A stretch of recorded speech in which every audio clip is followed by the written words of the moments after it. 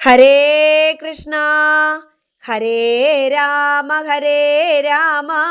രാമ രാമ ഹരേ ഹരേ, ഹരേ കൃഷ്ണ കൃഷ്ണ കൃഷ്ണ ഹരേ ഹരേ.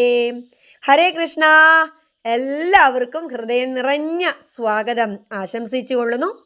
ഇന്ന് നമ്മൾ പറയാൻ പോകുന്ന കഥ ഭാഗവത പ്രിയനായിരുന്ന കൊട്ടിയൂരപ്പൻ്റെ കഥയാണ്. കഥയിലേക്ക് കടക്കാം.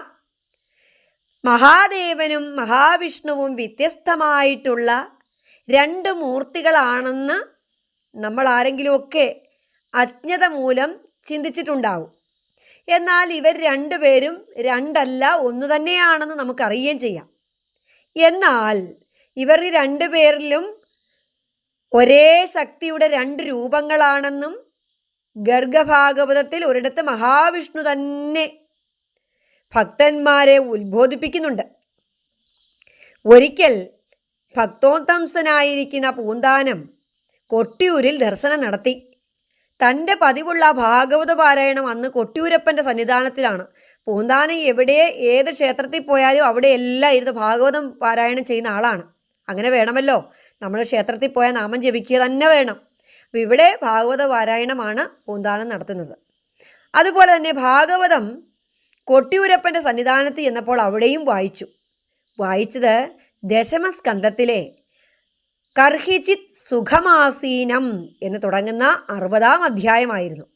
അപ്പം ഈ അധ്യായത്തിൻ്റെ വൈശിഷ്യം മൂലം ഇതിന് കർഹിചിത് അധ്യായം എന്ന് തന്നെ പേരുണ്ടായി. അപ്പോൾ 2-3 അധ്യായങ്ങൾ തുടർന്ന് വായിച്ച പൂന്താനം അന്നത്തെ ആ പാരായണമൊക്കെ നിർത്തി അടയാളം വെച്ചു. പിറ്റേന്ന് ഭാഗവതം തുറന്നപ്പോൾ താൻ വെച്ച അടയാളം കർഹിചിതധ്യായത്തിൻ്റെ തുടക്കത്തിൽ തന്നെ ഇരിക്കുന്നു.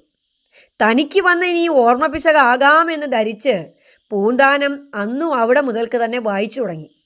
ഭഗവാൻ ശ്രീകൃഷ്ണനും രുക്മിണിയുമായി ഉണ്ടായ ആ പ്രണയ കലഹത്തെക്കുറിച്ച് വിസ്തരിക്കുന്ന ആ ഭാഗം വായിച്ചു കേട്ടിട്ട് ശ്രീ പാർവതിക്ക് തൃപ്തിയാകുന്നില്ല. ആ കാരണത്താലാണ് ദിവസവും ഇത് മാറ്റിവെക്കുന്നത്. അപ്പം 3-ാം നാളും ഇത് തന്നെയാണ് സംഭവിക്കുന്നത്. ഇങ്ങനെ പല നാൾ ആവർത്തിച്ചപ്പോൾ ഒരേ ഭാഗം തന്നെ വരികയാണ്. പൂന്താനം വെക്കുന്ന ഭാഗമല്ല കിട്ടുന്നത്, വീണ്ടും വീണ്ടും ഒരേ ഭാഗം തന്നെയാണ് വായിക്കാൻ കിട്ടുന്നത്. അപ്പോൾ ഇങ്ങനെ സംഭവിച്ചത് എന്താണ്? ഇത് ഭഗവാന്റെ ഇച്ഛയാണ് എന്ന് പൂന്താനത്തിന് അങ്ങോട്ട് മനസ്സിലായി. കൊട്ടിയൂർ ദർശനമൊക്കെ കഴിഞ്ഞ് അദ്ദേഹം മടങ്ങി. പക്ഷേ കുറച്ചു ദൂരം വഴി പിന്നിട്ടപ്പോഴാണ് ഭാഗവത ഗ്രന്ഥം മണ്ഡപത്തിൽ മറന്നു വെച്ചതായി ഓർമ്മിച്ചത്. അദ്ദേഹം ഗ്രന്ഥമെടുക്കുവാൻ ക്ഷേത്രത്തിലേക്ക് മടങ്ങി. ക്ഷേത്രവാതിൽ അടച്ചിരുന്നു.